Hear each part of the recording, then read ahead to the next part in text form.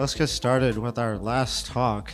Second to last. Oh, Brandon's after me. well, last talk that Last recorded talk.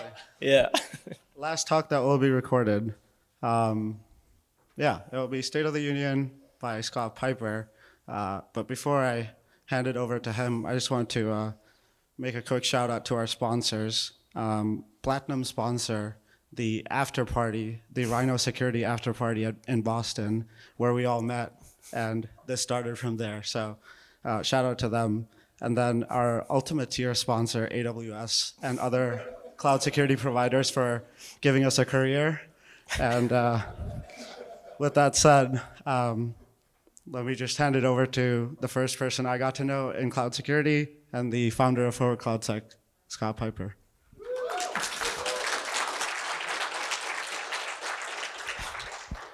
All right. Hi, everyone. So introduction on myself, that I've been one of the organizers for the past 4 years. I'm also an admin for the Cloud Security Forum Slack. The first 2 years, I was president, and then I stepped down, which enabled the conference to take off. And I no longer was holding it back. Because I stepped down and other folks are now president and in charge, they said that I had to give this presentation. So this is the first time that I've actually held a mic at a Forward cloudsec before.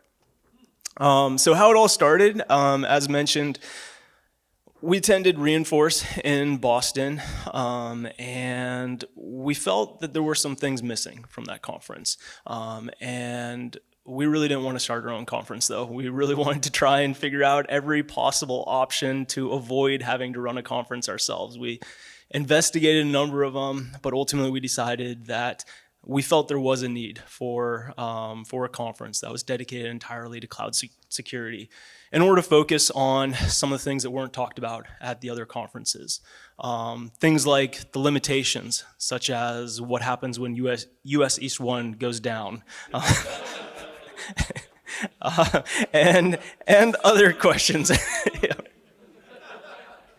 I believe it was Aaron that put this together that I don't think we've ever actually shown publicly before, which is our mission statement and values that we had put together. So as we were thinking about putting together a conference, we wanted to make sure that we were all on the same page on things. And so the mission statement of Forward Cloud Security, Forward cloudsec, is democratize security. Every individual and organization should have easy access to world-class security in the cloud. And so what this means, this has driven a lot of the decisions that we've made. So things like making sure the tickets are as inexpensive as possible, versus a number of other conferences. We want to make sure that we have a live stream for all the talks, that the talks are recorded, that the talks are accessible for people that are in other parts of the world or different types of financial situations that they can't attend this conference, that we want to make sure the information that's presented here is available to everyone. We also have a scholarship, was one of the first things we did when we had our first physical conference in order to make sure that we had those opportunities for people to travel out. We pay for travel and accommodations for them, provide some money for that in order to assist them. We're also an independent conference, so we're not associated with any of the cloud providers, with any vendors in any way. We do a lot in order to avoid having any type of bias. So we try and make sure that in the conference call for papers, the review committee, we have enough people on their committee from enough organizations, different types of industries, different, just companies that the people work for, that hopefully we're not biasing things in any way there. We're also a nonprofit, which is really important to us as well. So none of the people that are helping to put this conference together have any type of salary or anything from the conference. We're not trying to make any type of money. We actually try and ensure that we're getting as close to zero as possible with our finances at the end of each year. We don't want to try and make any money off of it. Practitioner focused, so again, it's not vendor driven. It's something that we want to make sure is helping the people that are actually securing their own clouds. And community, so we thought for a while about maybe we could have a conference that didn't have any talks, that was just hallway con for people, but obviously there's a lot of value in having the talks, and we've been very lucky that a number of folks have put together amazing presentations over the years for this conference. So some stats on things. You can see that we were virtual in the first year in 2020, and we've almost doubled each year since then. And so we have a lot of questions for ourselves, and we want, hopefully you've had conversations with some of the other organizers, and please have those conversations with us about where you think this conference should go. We don't think we want to become a 60,000 person reInvent ever, but we're not sure, what we ultimately want to become. So transparency, we want to show what our budget is here. So there's a whole lot of different things to point out on here. One of the first things I'll point out is down here at the very bottom that we do have a small surplus of money. So again, we want to try and make sure that we're as close to zero as possible, but it's important to be able to show that we're not in the red. So we are, we're not at risk of having to cancel the conference. We are going to have another conference next year. We have always been kind of concerned about, like, is this conference going to happen? There's an economic downturn. Are we going to get sponsors? Are people going to have travel budget in order to attend? And especially the past 2 years, I think we've really shown that there is a need for this conference, that it is valuable to people, that people will come and see it. And so we do want to continue with it. But you can see sponsors are making up most of the revenue, but in general, it's not a terribly expensive conference to run. Our top tier sponsor bracket is nowhere near as expensive as reInvent's. I think top tier bracket is over $500,000 in order to sponsor it. And so, one of those sponsors could sponsor us for over 5 years if we wanted to have a single sponsor. But we don't want to do that. Again, we don't want to be biased. We don't want to have, a single sponsor be in charge of anything in any way. Something else, a lot of people ask us about what are the opportunities to volunteer at the conference. And we have chosen to have vendors take care of a number of things for us. So we have an event planning team, we have the AV company that's helping us. And so that's been important for us in order to make sure that because this isn't our day jobs, we all have other jobs that we have. We're not professional conference planners in any way. We do think it's important that we don't burn ourselves out. The first few years were tough trying to get this conference together because we didn't have that budget available to things. We also, as we're getting more money, we're starting to make things, do more things with the money that we have. So this is the first year that we paid for hotel rooms for the speakers, because we want to make sure that we're getting the best content available. And not everybody is a full-time speaker for their job in some way. Many people are practitioners and they come to these conferences like this because of similar beliefs as well, that they want to be able to share the best practices that they're doing. Again, we have that scholarship there. Also, the conference itself pays for the Slack, the Cloud Security Forum Slack. That's how these two things are tied together. So one of the first things that we did when we created the conference was we became that 501c3 nonprofit entity. And through that, we were then able to afford to pay for the Slack. So far, Slack has never actually charged us, but we do maintain a budget for the day in which that happens. Hopefully, they're not listening to that part. That's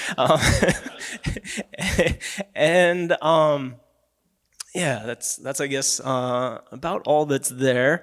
And then to get into the people of things. So all the people that are associated with this conference, other than obviously all the speakers and the sponsors and all the attendees, but the people that are helping to organize things in different ways are represented on here, either in that table there or in this list of the people that are on the review committee for the CFP. So the nonprofit entity is broken up into these 3 pillars, I guess, one of them being the conference, kind of the main thing that we do. Then we have the Slack, and then the technical oversight committee that I'll talk about here in a moment. You can see that there's some overlap in different roles, but in general, it's basically the 8 organizers for the conference are also the board members for the nonprofit entity, and then some of the other folks are in some of the other categories there. So the conference planning, there's a lot of stuff that happens for that conference. But one of the big things is that CFP review committee. So for this past year, we got 216 submissions. I think roughly like 39 submissions were selected. But I think what's important to see there is that there were over 1,700 reviews done. So there are a lot of eyes on all of those submissions that come in. And, we have, internal comments and conversations that we have with one another about trying to select that content, because there's so many good talks that end up being submitted here. But lots of other things. Picking out a venue, as Aaron mentioned in the welcome speech, that we are planning on not aligning with Reinforce. We're still not entirely sure what we want to do, but we want to give ourselves the independence to perhaps pick a different city, maybe a different conference to align with.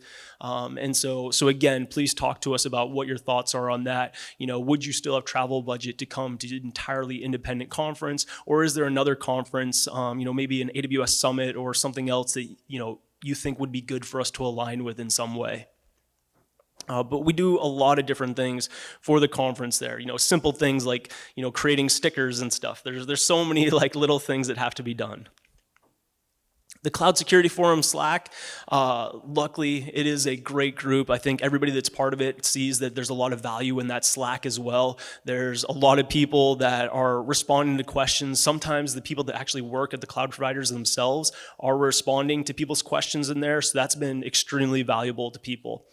For the admins, we don't really do much. Every once in a while, we privately message folks like, hey, that sounds a little bit too much like a sales pitch, maybe back off a little bit. Really all we do is tell people to use threads. That's about it. I guess I will say though that we do actively think a little bit about how to create the communities that we can best do. So not only between that Slack, but also the conference itself. So one of the things that we do, for example, in the Slack is we do discuss a little bit about how can we make this be like the type of culture and community that we want. And so you'll probably see that in the Slack, we do promote the ideas of adding emojis to things and making sure that people get if somebody does respond to somebody's question, that there's some type of thank you, or at least, like a +1 emoji added to that question. We think that type of culture is important of, having those feedback loops and, appreciating people for improving the community and adding those values. So the last thing here, something new that we added is the Technical Oversight Committee. So it's new for us. The concept, though, is not all that new. So OWASP has something similar. CNCF has something similar where they, have conferences, but then they also have, these open source projects that they're maintaining in some way. So we're planning on, or have started to do something similar. And the concept for us, though, is that we're not going to be creating new projects, at least not initially. We're going to start with adopting projects in some way. So projects that are already existing, have already shown some community value, have already shown community interest as well. So you have multiple people that are submitting PRs to different projects. Part of the reason for this is a lot of people say, when we had some initial conversations with some folks privately, they said, oh, I'd love to, create a project for Forward cloudsec, and then a lot of us like to create projects, but not really maintain projects. So we want to make sure that, the projects that end up being adopted are projects that have had a history of some maintenance and, value to them. We want to make sure that they're open source. We want to make sure there's not really a strong SLA to it in the sense that, nobody should be super dependent on the projects. We want to try to respond to PRs and things like that in a timely manner, but not, within minutes or hours or something like that. We want to still have, be able to take vacations and weekends. In terms of budget, we could maybe spend $100 to keep a web app running per year. Maybe it's $1,000, but we don't want somebody to send us an invoice for hundreds of thousands of dollars because, they help to maintain the project still. That's not the type of project that we want to be adopting. And so the first project that we're bringing in is the the list of known AWS account IDs from CloudMapper. So not the entire CloudMapper project, but just that one individual file. So we're starting small with this. And the reasoning behind why we would be adopting something like what is in it for somebody else perhaps is that we think that sometimes there are things, for example, that file that have benefited the community, but where its current home is may not be the best place for it anymore. So having it be part of something that is this nonprofit entity, this community organization that has some established trust for people, that may work better than a project that is associated with a specific individual or maybe a specific company in some way. So with that, I'm guessing you guys have a bunch of questions still and everything. So, if we don't answer them here, please talk to us later on throughout the day afterwards, or also, through the Slack or whoever else you guys want to reach out to us in some way. I do have some asks though, and that is to promote our scholarship. This is, we have that budgeted money to give for free to people, and we don't really get many people that actually apply to the scholarship. So please, let people know that if you know of students or people that are in financial situations that would benefit from that and are starting a career in some way or thinking about starting a career into cloud security, we think and believe that this is a valuable thing for people to attend and be able to meet people. Also, if you end up seeing any of these scholarship participants, I'm not sure if there's any in the audience right now, but please make sure you say hi to them. And then to encourage new speakers as well, people from different backgrounds, different areas of interest that are in some way aligned with cloud security. Still, we want to make sure that this is not a conference of only the old guard. That we are bringing in new faces and new ideas and new people into the conference. And then finally, again, provide feedback to us. We're always interested in listening. Some things we're restricted on a little bit. For example, the coffee, we have to pay the hotel for that. We can't bring in our own coffee, but please let us know, whatever your thoughts are on things, and so we can continue to improve this. We want it to be a community thing that everybody has value, and everybody has a voice in, and in order to make this as good a community and culture as we possibly can. So with that, any questions?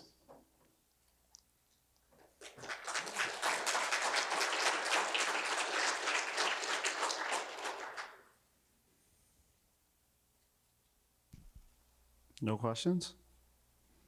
We usually see one question from the audience if no one wants to ask the first question. So I'll ask the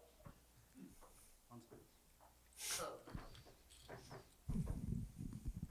So knowing where this group has gone in 4 years, what would you have done differently at the outset to either get there faster or change people's minds, or what would you have done differently sort of 4 years ago to come to a different place? I don't know, step down faster maybe. Boston really was such a breakout year. I don't know. I mean, I think, so for myself individually, I think that my contribution to the conference, to the organization, had been a very strong bias to action to make something happen, no matter how imperfect it was. And we had other people in the organization that had a better vision for what the conference could be and how much bigger it could be. For myself, like, I would have been, if I had done this without, some of the conversations with people, it would have just been like hanging out in a pizza shop together, and it never would have grown beyond 10 people. And so luckily we have some other individuals in the group that have, that did see the potential of what it could become and what things, could it ultimately do. So, I don't know. I think, yeah, ultimately, having a lot of people involved, a lot of different voices from a lot of different views on life, on different area, like different places in their career and everything has been very valuable to the conference.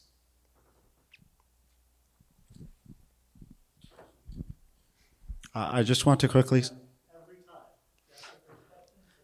Yeah, I just wanted to quickly say I don't think Scott's giving himself enough credit.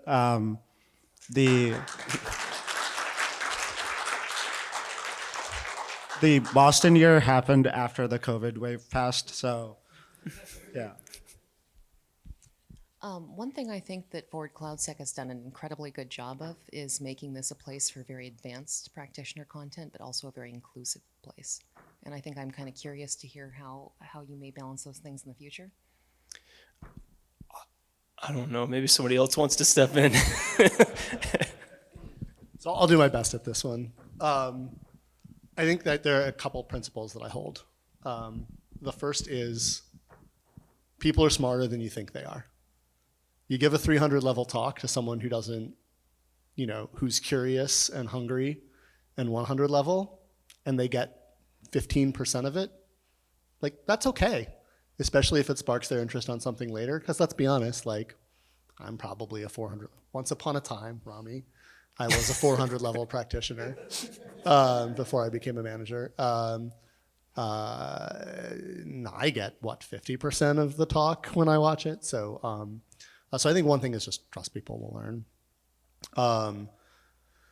We've talked about surrounding the talk with things that might be more accessible, but we don't have clear answers. So open for options there. I do think that we are unashamed that don't talk down to people, trust that people know the basics, and if they don't, they'll figure it out is one of the core things that we look for in talks. But how do we hold that true while amping up the inclusivity, like always willing to try more things?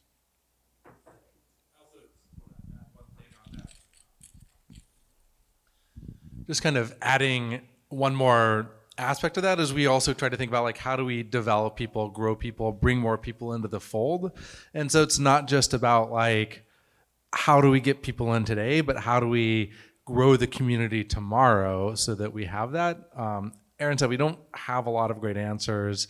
We've talked about like, do we have a day before intro level 100 type thing? Because even though I may know some things about AWS very deeply, there's a lot about GCP and Azure that I very much would appreciate a 100 level thing on. And I think that there's topics here where in this conference everybody here is 100 level at something, and that is a constant point of discussion of like figuring out how do we not be the place that people can just substitute watching a YouTube video, except for this conference, or reading documents, but still embracing and bringing in as many people as possible. So.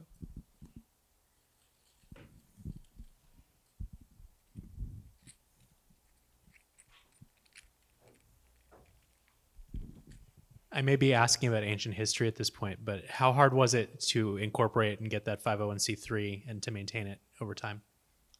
That was Joel, so he can answer that.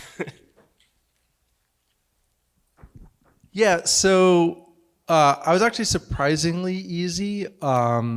Incorporation itself is fairly straightforward. The 501c3, getting very technical, but if you anticipate being under a certain revenue figure for your first 3 years, there's a much, much easier form that you can fill out that is basically an order of magnitude less. And so we thought that we'd be under that revenue figure for the 3 years. We were just over it in our third year, so I feel confident in not having committed tax fraud. No, but it was our best effort projection. And then in terms of maintaining it, there's annual filing disclosure. Now that we're again kind of growing, Scott showed our revenue this year is a bit north of $100,000. It is significantly more. It's not the complexity of tax filings that you would have a multi-million-dollar corporation. It's not as easy as if you're under like $50,000. So it's several hours a year, I would say. I saw that your numbers are doubling year over year, which is awesome.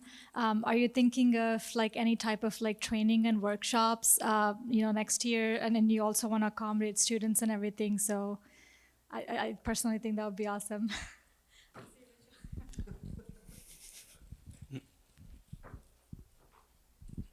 We're definitely thinking about it. We would love feedback about what kind of training this audience would want, what kind of training maybe the 100 level audience would want. Training workshops. I mean, we've got one going right next door right now. So I think the idea is if we are by ourselves, make it more of a destination, give folks more reason to come. Training is a great way to do that. One of the constraints is the organizer. You saw the list of everyone who has like an association with the conference. It's a total of 22 people. Every one of us has a day job. And so everything that gets done with this conference that's not a professional, and God bless our AV people and event planners, professionals, the lawyers that we pay to do the filings, we will continue to do that. But everything that's not that is because someone not only had an idea, but then ran with it. Right? Like we're pretty quick, I think, as an organizer community to say like, great idea. What help do you need? But after that, it's kind of like, there's a shocking amount of detail that goes into giving a training. What size of room do you need?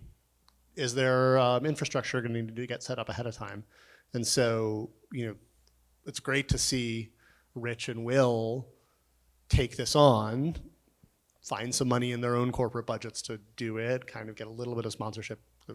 We as a board had to decide, is it okay? We don't want to have one set of sponsors for this and another set of sponsors for training. But they said they wanted to do it. We said, cool. As it happens, we've got 4 hours of room we haven't booked. Do you figure out everything else? And they did. And so that is, I think everything that we add really does require a super high degree of cool, this is mine, I own it. And so we're looking for depth of pitch and ownership for if we're going to do something like that. None of the 8 of us on the organizing committee have the energy to run a training ourselves. That is for sure not happening. What's that? On top of everything else. And so, definitely open to it, but looking for people who are like, here's what I'm going to do. Here's why you should trust me to do it as part of the pitch. And we'll take some flyers for sure, but it is very much a we kind of figure things out on our own.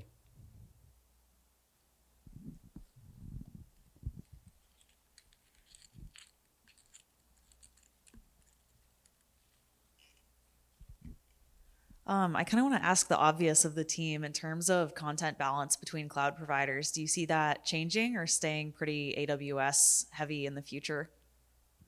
So we don't want to be AWS heavy. So we've tried to avoid that, but a lot of the talk submissions that we receive, and I'll say that maybe a lot of the expertise amongst the reviewers as well has been leaned more towards AWS. But we do strongly consider, as there's a whole lot of things that go into the talks that get selected in some way, and one of those is that we want to ensure that there are a lot of different types of content, and obviously one factor of that is what cloud provider are you talking about, or what technologies are you talking about. So we do want to try and spread that out. But as mentioned, one of the things missing from Reinforce was that there wasn't any multi-cloud content, and there was only content about one cloud provider, AWS. And so we recognize that many folks that are on cloud security teams are dealing with multiple clouds. Some people may end up even being in an environment where they're not dealing with AWS, but they're still doing cloud security. And so we do want to make sure that type of content is represented here. Thank you. Yeah. I'd also add to that to say that I think in my experience, at least, the security community in the cloud space is probably biased towards AWS because a lot of the people that initially started doing cloud security research started out there. And so actually, if anyone's looking for an open green field to go make a name for themselves in, going and smashing, I don't know, Huawei or Oracle or something like that, is probably a great thing to do. Yep. All right. 1 minute. I'll tell the I won't say which company and I won't say which cloud because we're on YouTube, but folks who know me know the story. Two things. We had an IBM cloud talk one year, which was fascinating, and so definitely want to do more of it. One of the constraints here is reviewers. We have one. I'll call it out. With Kat, we have one reviewer who's actually really good at Google Cloud. And one of her comments, and looking at everyone else's reviews on some of the Google Cloud talks that are submitted this year, is like, that's a 100 level talk. You guys just don't know it's a 100 level talk because you don't know anything about Google Cloud. On the converse, we had a talk submitted about Azure 2 years ago that straight up dropped Ode in the abstract. And we, the reviewers, looked at it and were like, that's boring. Because we didn't know any better. And so definitely, one of the things that we do need to do is find people who are reviewers who can be in the committee meetings and say, no, like, this is really awesome. We're like, no, it's not awesome. You just don't understand what you're talking about to really help us shape the rest of the cloud community. So if you're that person, let's talk. All right, we will wrap up there. So sorry, Brandon, for being late. Oh, question. Go for it.